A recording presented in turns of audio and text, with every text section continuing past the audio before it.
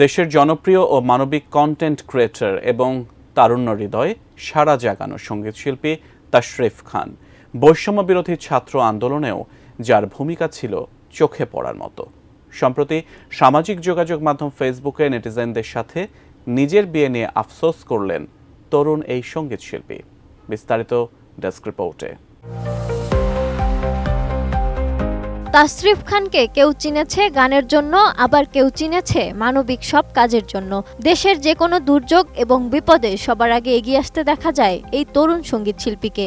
আর তাই শুধু গানেই যে মানুষের হৃদয়ে স্থান করেছেন সেটি কিন্তু নয়, মানবিকতার উজ্জ্বল দৃষ্টান্ত স্থাপন করেও কুড়িয়েছেন ব্যাপক জনপ্রিয়তা। আমাদের একটা গান ছিল,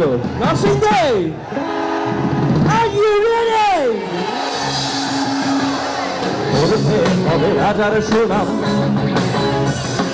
রাজার কাছে সবাই গোলাম করতে হবে, রাজার সুনাম রাহল তোমার কল্লা যাবে, কঠিন শাস্তি পাবে, কেমন রাজ্য বলো। সঠিক প্যাড আর সঠিক তথ্য দিয়ে এসব সামলে নিব এক হয়ে। Monalisa sanitary napkin.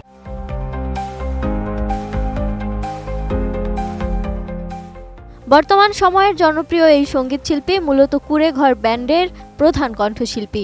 গানের পাশাপাশি সামাজিক যোগাযোগ মাধ্যমে মানবিক কাজ ও সচেতনতা বৃদ্ধিতে সরব থাকেন তিনি। কোটা আন্দোলনে শিক্ষার্থীদের সঙ্গে শুরুতেই ঐক্য পোষণ করেছিলেন তরুণ এই গায়ক। তিনি সরাসরি কোটা সংস্কার আন্দোলনে অংশ নিয়েছিলেন, আর এর জন্য মানসিক নির্যাতনের শিকারও হয়েছিলেন। তাশরিফ খান আন্দোলন চলাকালে রাজার রাজ্যে সবাই গোলাম শীর্ষক পুরানো গানের সঙ্গে প্রতিবাদ জানিয়েও ঝড় তুলেছিলেন নেট দুনিয়ায়। এক জায়গায় যাইতেছেন, যদি বুঝে যান যে মুখটা দেখে যে এই মানুষটা খায় নাই, কিন্তু আপনার টার্গেট সামনে দেওয়া, দয়া করে বেশি পরিমাণ না দিতে পারলেও অল্প পরিমাণ হইলেও দিয়েন।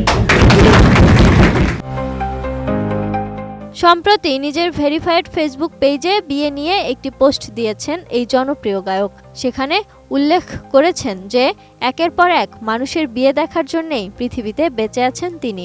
মজার ছলে নেটিজেনদের জানালেন অন্যের বিয়ে দেখেই দিন পার হচ্ছে তার, আর এটাই বাস্তব।